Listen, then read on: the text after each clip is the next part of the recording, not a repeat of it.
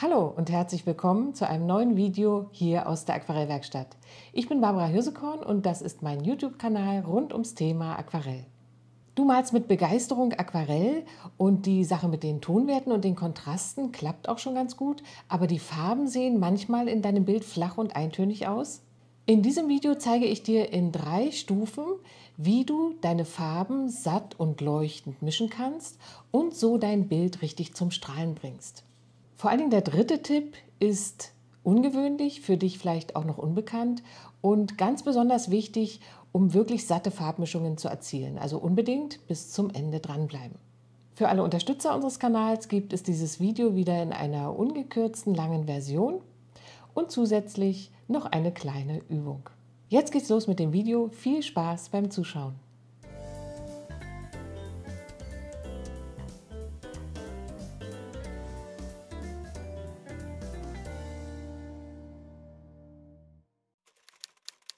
Die heute verwendeten Materialien sind folgende Farben: Winsor Violet, Kobaltblau von Winsor Newton, Cadmiumgelb auch von Winsor Newton, Alizarin-Karmesin von Winsor Newton und Green Apatite Genuine von Daniel Smith.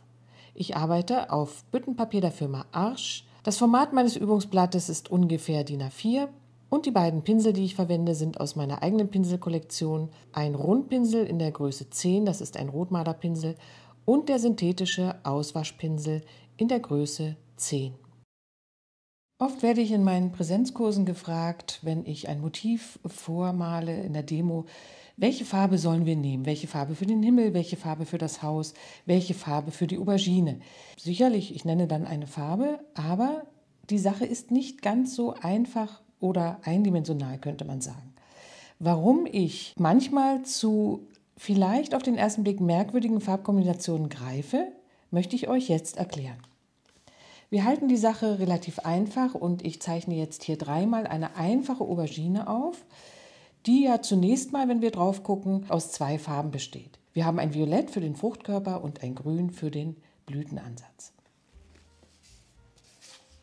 Eine lockere Zeichnung jetzt hier von 3 Auberginen, die müssen auch nicht alle genau gleich aussehen.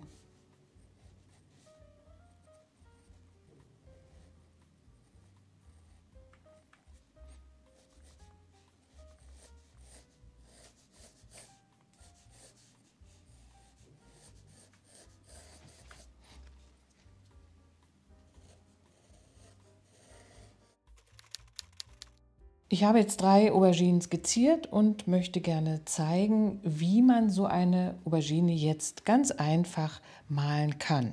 Zunächst verwende ich für die Farbe der Frucht ein einfaches Violett. Das ist jetzt hier Winsor Violet von Winsor Newton.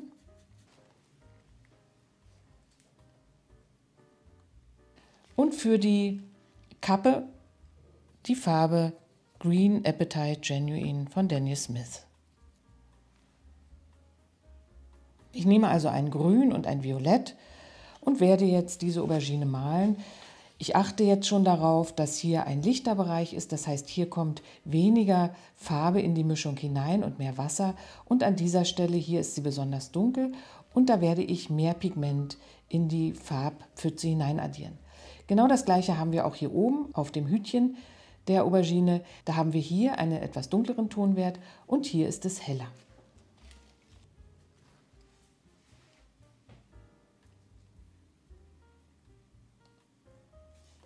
Ich beginne mit der hellen Mischung des Grüns und setze dann etwas mehr Pigment in die Palette hier und arbeite auf der linken Seite ein bisschen dunkler.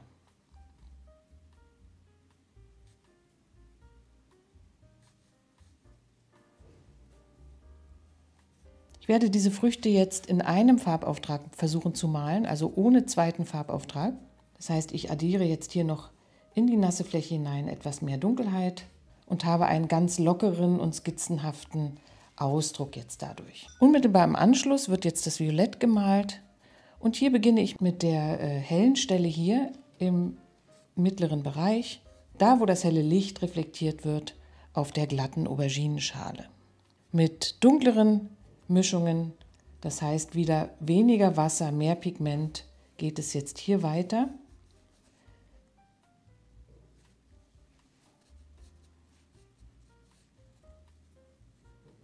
Hier läuft das Grün jetzt etwas in das Violett hinein. Das ist nicht weiter schlimm.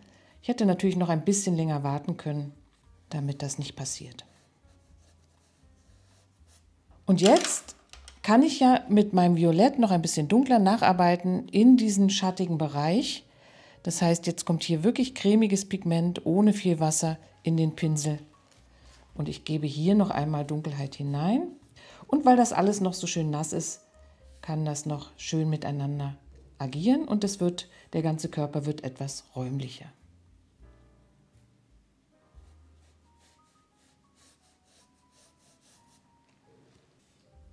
Hier setze ich einen kleinen Schatten unter die Blätter hier.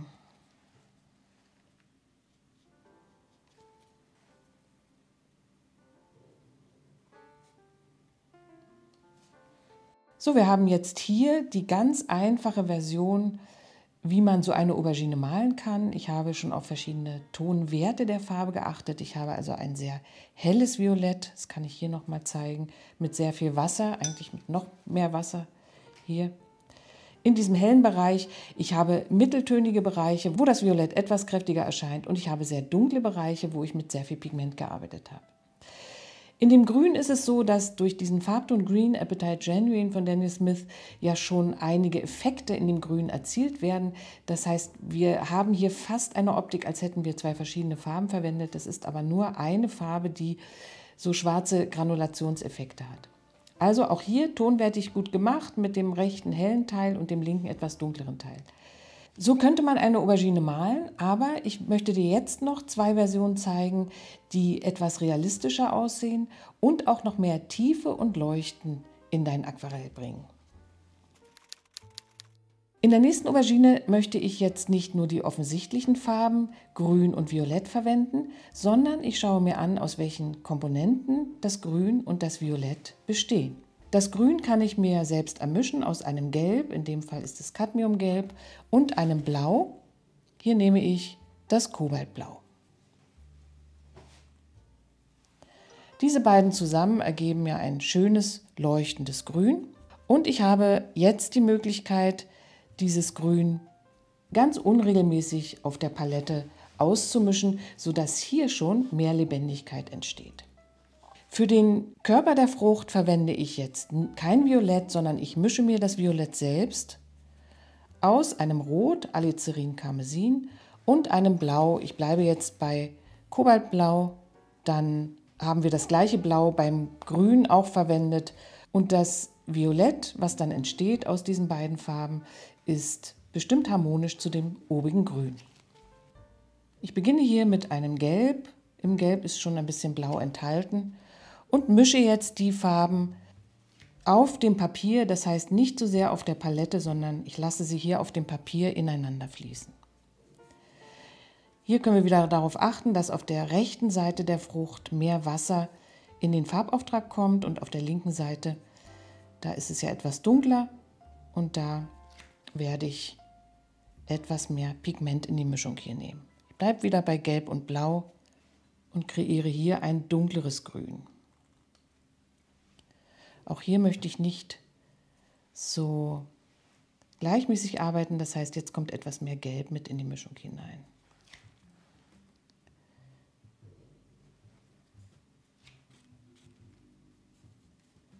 So, weiter geht es jetzt mit der Frucht. Hier haben wir wieder einen sehr hellen Bereich. Da, wo das Licht scheint, verwende ich etwas Blau, aber auch Rot ist schon mit in der Mischung drin. Und jetzt geht es weiter mit einer Mischung aus Rot und Blau. Auch hier nicht so sehr auf der Palette die Mischung ausmischen, denn wir wollen ja gerade unsere Unterschiedlichkeit der beiden Komponenten deutlich machen und sie einsetzen, um jetzt hier ein ganz lebendiges, schimmerndes Farbergebnis zu erzielen.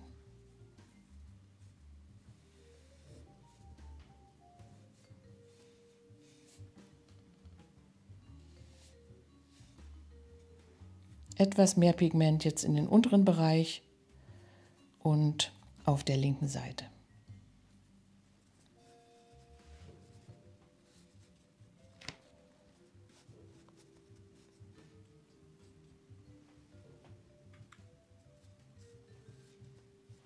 Auch hier will ich noch ein wenig korrigieren.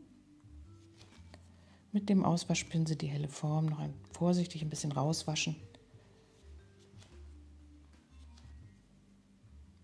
Und der kleine Schatten hier unter dem Blütenansatz wieder mit Blau und Alizarin.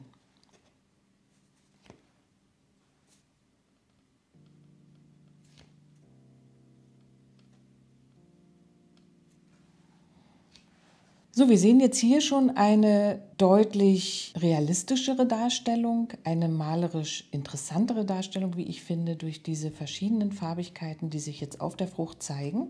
Das wäre also malerisch schon Schritt 2. Ich verwende nicht einfach eine gekaufte Farbe aus der Palette, sondern ich mische mir die Farben des Objekts selber an.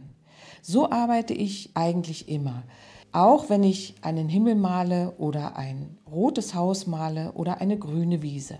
Indem ich mir die einzelnen Komponenten der Farben selbst zusammenmische, entsteht ein viel lebendigeres Abbild und auch eine malerische, man könnte fast sagen künstlerische Umsetzung des Themas.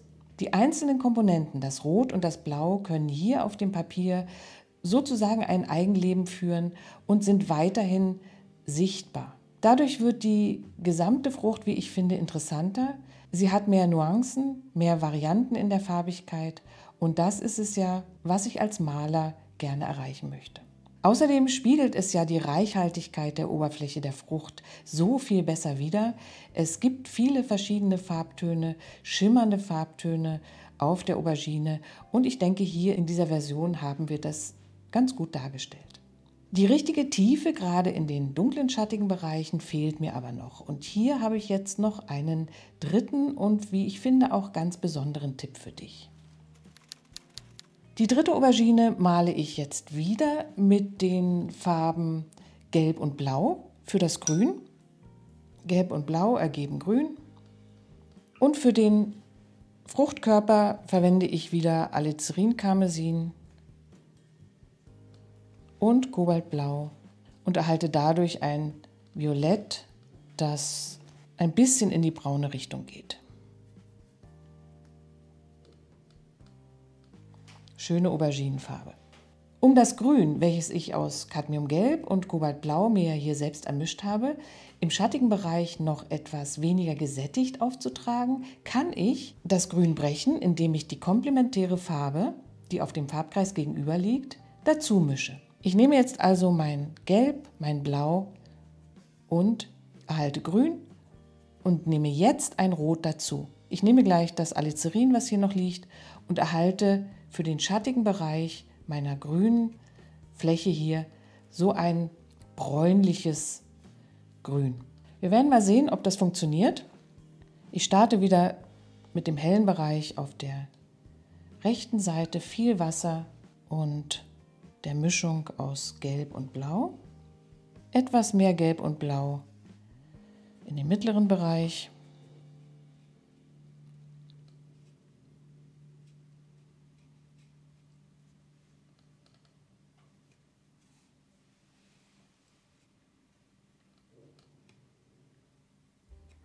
Und gleiche Mischung Gelb und Blau mit einem Hauch Rot für den schattigen Bereich.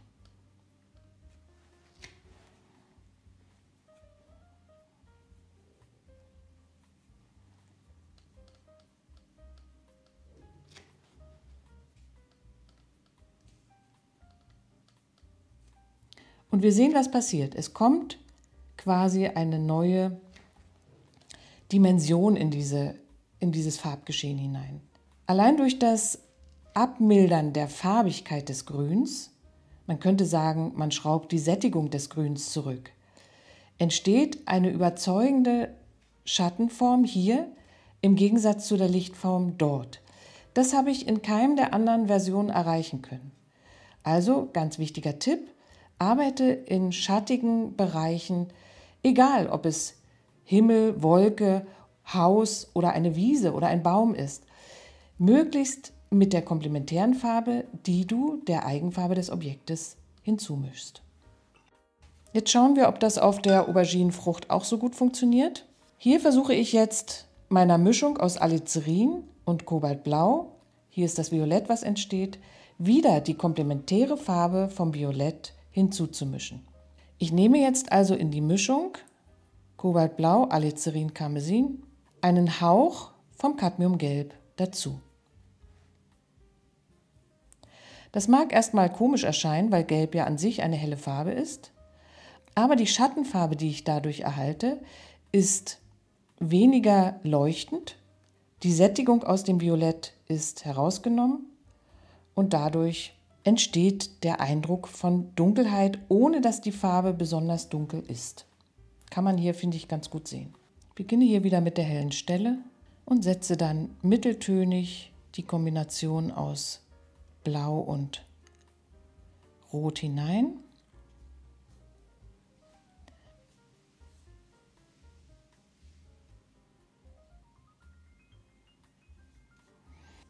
Schön auf dem Papier variieren.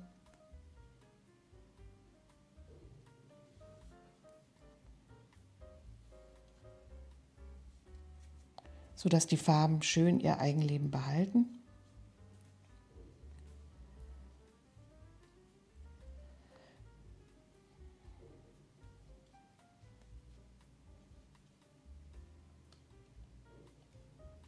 Und jetzt kommt der Trick. Jetzt kommt in die Mischung aus Blau und Rot ein bisschen Gelb hinein.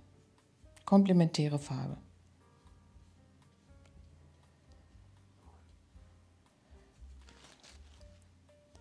Und wir sehen, dass unser Farbauftrag reicher wird, reichhaltiger, interessanter und die Rundung sich noch deutlicher ausprägt der Frucht durch das Gelb.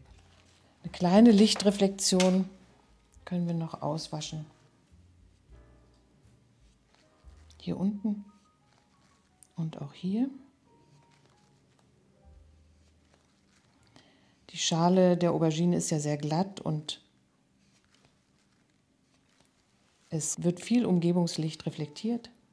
Kleinen Schatten noch unter der Haube, auch hier wieder sehr cremig und pigmentreich. Die Farbe verwenden jetzt ohne Wasser im Pinsel, Blau, Rot und etwas Gelb. Vom Gelb wirklich nur ein Hauch. Das Gelb dient ja nur dazu, das Violett noch einmal zu entschärfen sozusagen.